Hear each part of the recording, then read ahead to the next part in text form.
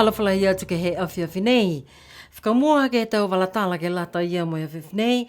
Nā kai whai tangata he tau pasese mai he whakalele he whāheta pukua mole ne mō wai ke ngā ngāo he tau sivianga whakahiku i ne awhi. Ko e tō tahani e tangata ki he kaina pui pui ne mōa he ngā ngāo he tau mangaho nei. Ko e mera ia tu maue e motu ke nonofo ke hata ki anga papahila nuango ke he tau mangaho nei. Ke he whalua tau walatala ke lata ia moi a whiawhi nei.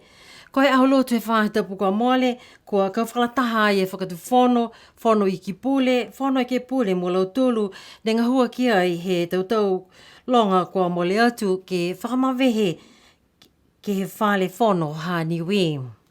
Mai ki ai e PCA News ke he whakatutala mai whalu i lau tulu ia. Whangu fulumatolo e tautau ka mole ni hawhangia i e whale whono ha Niue, whakatupi ai he whakatuwhono a New Zealand. Kai kua nāka i hangahanga mita ki ka ina he tau mga honei, ha kua lauia ai ke he tau a whā malolo he tau longa i ki tua, mua atu ke he taha whā ko heta he tau ua awhi mo e whā, ne malona lahi ai e whale whono. Kua whai tau se anga paua ki e whakatuwhono, ki e whakamawehea ki e whale whono se ale kula he whahita puka mole. Mai ke ia BCA News i ke e tūtala mo e whalu he tau lilifu he tau whono ke pule whakamua. Tunga e whakatonu whono ke onoa ki he motu koe lilifu ko tungia walu pihingia. Ko ia taha ne ka mātanga hua koe tuhi kupu he whono ke pule he mga hala ne tālanga i e whale whono. Ka mata me tau mte ku tau fitu wha i ngā hua haka whiri nei. Ngā hua ngai whiri tua i si loa e moea kua mana ke tālanga whiri fōu. Si hiki ha ke e whono ke pule he matoru ngā hua he whare whae across the road. Whare a hunuki. Ka kua lauia di ka ina ke whiri fōu. Ka e whono ke pule ke whare whono a makini.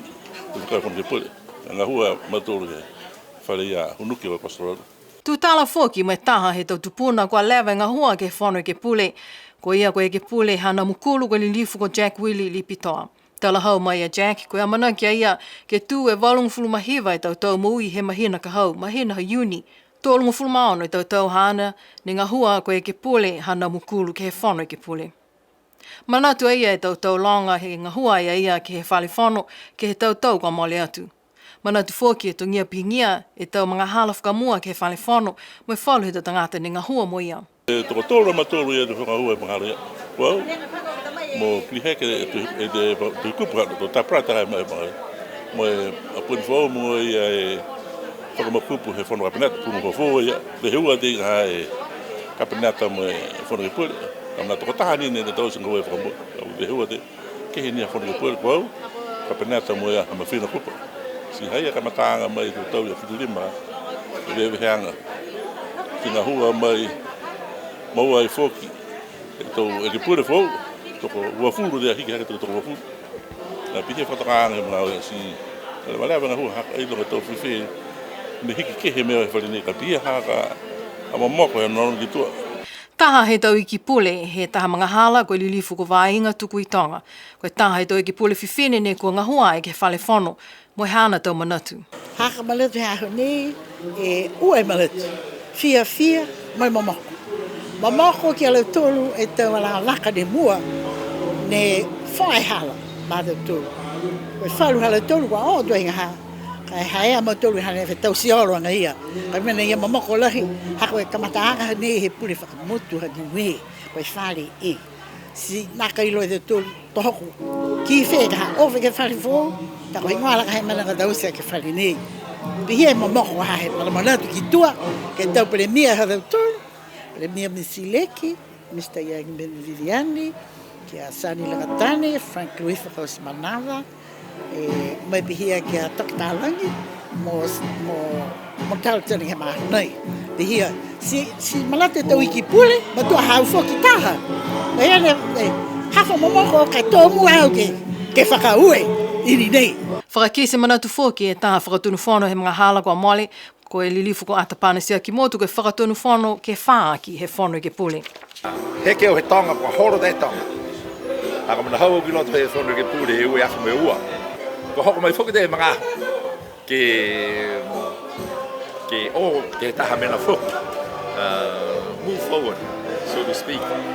on fuki ni ha ko e whare kere kere. E balcony go i lau. I don't think it's safe anymore for anybody.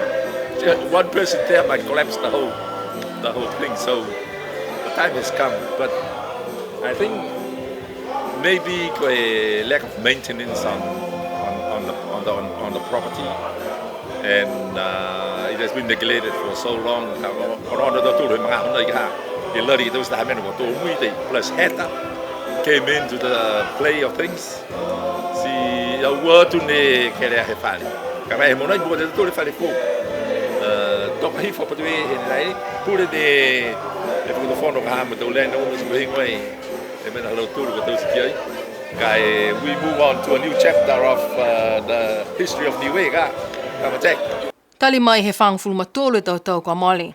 Toko ono e lilifu palemia mo e toko fitu e whakatonu whono ne ko ngahuai ke he whale whono. Pehe e palemia ko e lilifu ko Dalton Tangilangi, nā kai mou e whale whono whakamua he motu. Tō liu ke tālanga hake ke whakafo e tau mana ko malona, kai tō tūmau ke whai whakaonga ke he whale whono whakamua Niue i seale kula.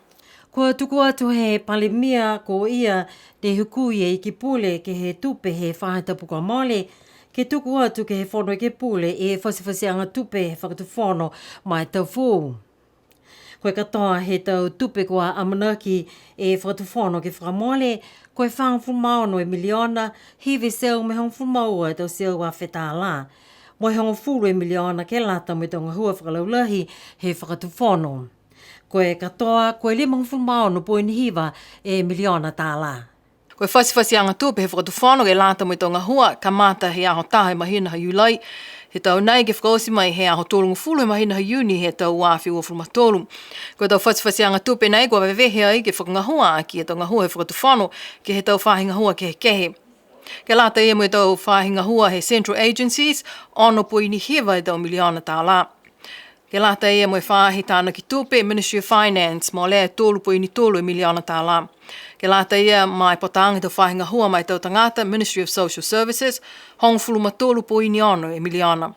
Ke lata mai tau whahingahua tau kolontu fungasia Ministry of Natural Resources, ua po ini ua e miliona tā la. Ke lata ia mo e whahingahua Ministry of Infrastructure, fitu po ini tōlu e miliona. Ke lata mo e tau whahingahua Commercial mo e Trading, fitu po ini tōlu fōki e miliona tā la. Ko whakakise fōki ke he pepa whasiwhasianga tupe nei, e amana kianga he whakatu whono, ke tā wili mo e maua mai whangufulu ma whāpo ini taha e miliona tā la. Ko pepa whasiwhasianga tupe he whakatu whono, ko tuku atu ai ke he komisi haka tupe, he whono e ke pule, ke vese me whakatu tāla, mo e tau takitaki tau whahingoa whakatu whono, e tau whahitapu i mua. Tō liua ki atu ke he whono e ke pule, ke he whonoanga, he mahina ha iuni. Amana ki BCN News ke whala atu fōki e tau tāla hanga ia ke whasiwhasianga tupe whakatu whono ke tau wala tāla i mua. Ke hea whiwhiwhileile he whāhitapu kua mole, ne whakahoko e he matakau olofua polosea, ha Niue e taha whono ke he matakawi olofua polosea i whonua kula hanga o ia ke he tau whiwasipote katoa ke he motu.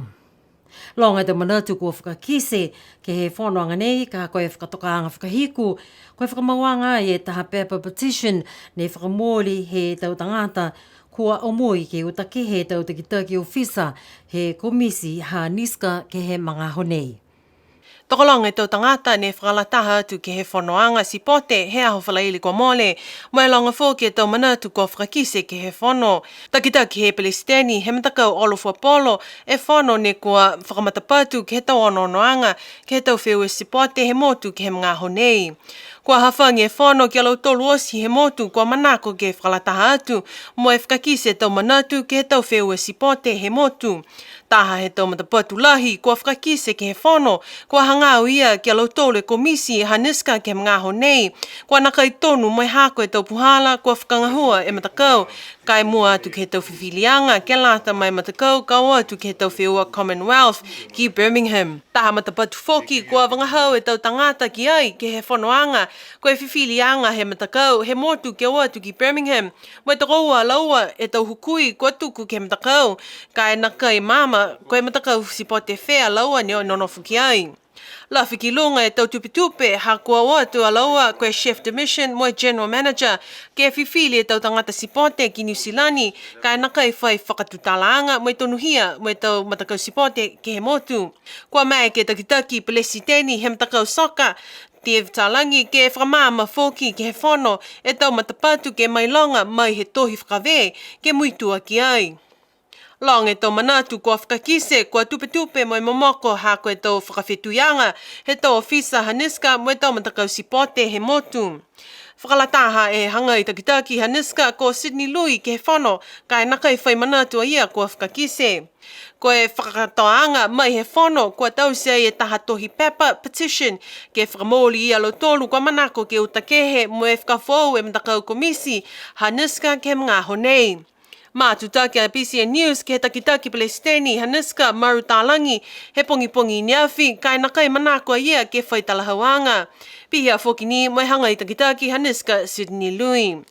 Mātutaki a PCN News ke he takitaki he mtakau Olofu Apollo des hipa mo e pehe mai ia lahi e whiawhia ha kua mawhole e whono mo e tokolonga e tau whaata kua maike ke whakalataha ki he whono mo e whai manatu kua whakakise. Pehea ia hawhangi angaia ni e petition ki alo tolu kua manako ke whakamau e tau hingoa ke utake he komisi haniska ke mga honei. Tō pāi ke he matahiku he whahita punei. Taha e whanoanga ne whakahoko ai ke māmea honei ke lata ia mo e tau takitaki maanga. Ko e whono tausi ai he ofisa mai tau le kua tupu whakaofo ke whakatutala me whakakise manatu ai hangao ke he tau whanga le kua ke he kehe. Kua maike ai takitaki he whahinga hua fuafua matangi, Rosie Misiapo, ke tau se taha whakakiseanga hanga au ia ke he mga hala toa wha, ne kua whakausi he mahina kua moale. Kua uina whoki e whakaholoanga ke he tau hukui he tau takitaki maanga, ke e whakailoa halau tolo tau whakatokaanga ke lata mai tau le kua tupu whakaofo, pihia whoki ke whakatutala ke he tau le kua, mo e tau puhala ke langmataya ke tau le kua nei.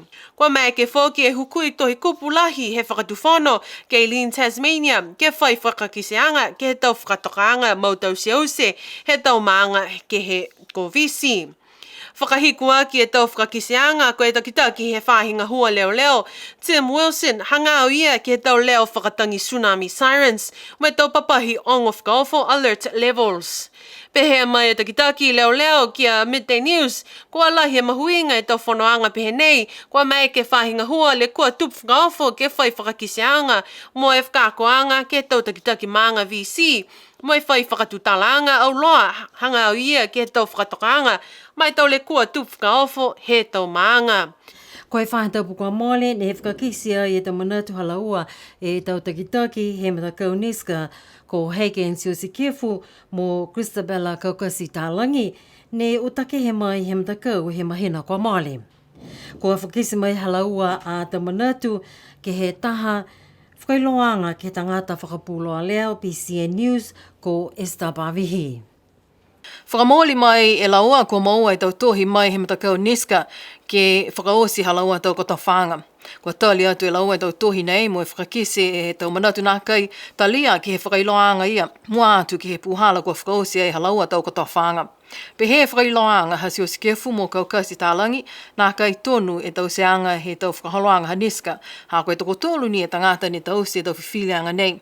Koe mena ia, koe tū tonu hia ngai ani a laua, koe tohi kupulahi, mo e tohi tupe he matakau niska. Ko laua, vili he tau matakau spot he motu, ke tau kotoa whaanga nei, ke taha whanoanga lahi he tau matakau spot he motu, koe matakau ni ngā hua ki ai e tau takitaki ha niska. Pe he mai whuke laua, koe lali e whaulu takitaki ha niska, ke uta kehe laua, he mai he tau kotoa whaanga, ha kua nā kaita lia laua, ke whaulu tau whiwhilianga, whakahanoa, mo e tau whiwhilianga mulefu he tau takitaki nei. Pe mai a Hagen Siusi Kefu mo Christabel Kaukasi Tālangi, mai eke ia laua ke whakakise osi e tau whiwhilianga ke tau tohi i meli, mo e tau whiwhilianga ke tau whakaongaanga he tau tupe he matakau, ke muitua ke tau whakaweanga whakatufonu he matakau Commonwealth Games Federation Public Disclosure Policy, ke i loa osi he tau tangata e tau whiwhilianga he tau takitaki nei he matakau niska.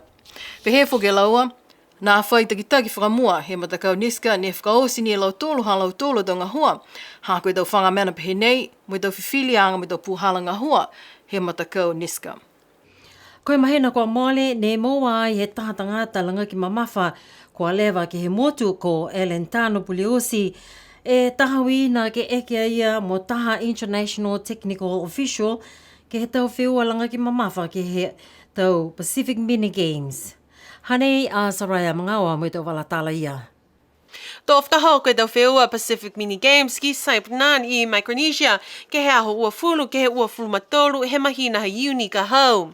Pehe mai atano, mai ke ni alo tolu ke mo e tahawina pehe nei, ka haha i alo tolu e Category 1 Certificate he International Technical Official. Kua lea wahana referee ke he hangfumali me tau ke tau whiua he Oceania mo tau atu motu, a tō kautu hana tau theory mo practical ke moa e Laisini Category 1. Talahau mai e tano ko e hana referee whamua ke he International Technical Officer ne tau siai ke he tau Commonwealth Youth Games ki Samoa mo tau whiua Commonwealth ki Gold Coast, Australia. Kua mai ke ia mai hana Category 1 o Laisini ke referee ke he tau whiua Olympics, World Championships, Commonwealth mo longa tu e tau whiua Foki. Ke whakausia ki hata tūru ta walatala tutupa ke lata ia mo ia whiwhinei, tō mawhala e tau launga he tau whānau ke he tau nei. Mai kia e tangata pukiata he BCN News, ke ewa tua i ke he Kalisia Kirisiano he maanga tuapa uhumotu he tau nei ke lata ia mo e tapu whānau ke lata ia mo e tau nei.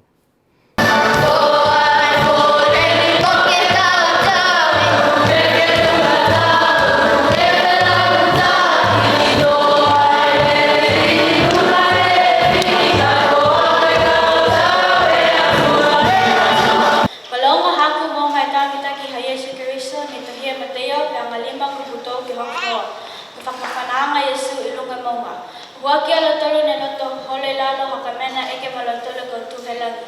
Waki ala tolo ne whakatutupu hakamena ki whakmawhanasia lo tolo. Waki ala tolo ne mahani molu hakamena eke malatolo kotu. Waki ala tolo ne whakai me whinu ke mahani tututonu hakamena tamakana lo tolo. Kia kalanga ke Yehova. Moi amu tolo ke lalo nani osi. Kia whakawhikau amu tolo ke Yehova. Moi whiawhia. Asio maya ki mua hana mai kalanga whiawhia. Ke kuku mahuina mai whalafa. Love. Kaunga Yesu e matua moa ke whakatai atu hana whalafa hofi kia Jerusalem. Hana whalafa kia te tolu osi te hana tau whanau. Jesus loves you and me. That's why he will gather us under his wings.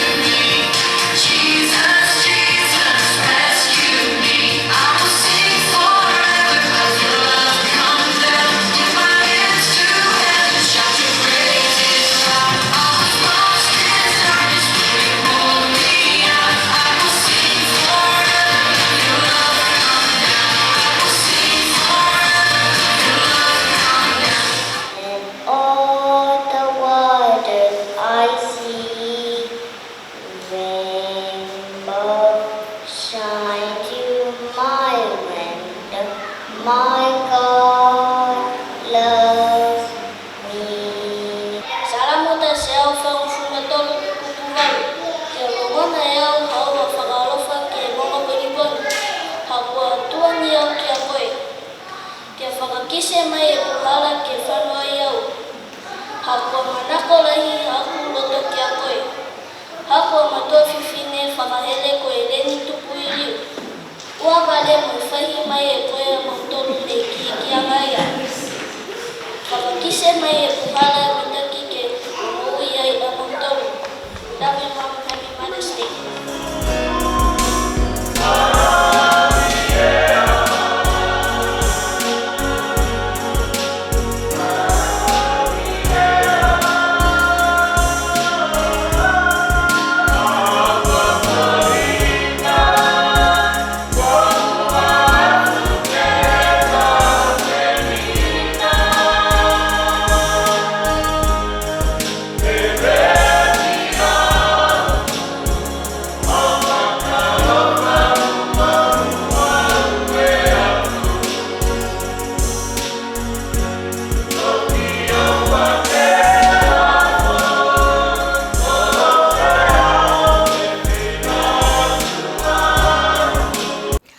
Sipena hatu tulu da wala tala tutupu ke lata ia moi a whiawhinei, kai wanimo ke tolo atu ke he maanga ko makefu, whale kaho atua ke he awhaiu mai whahita punei, ke lata I mihalo tulu aha whakatātā.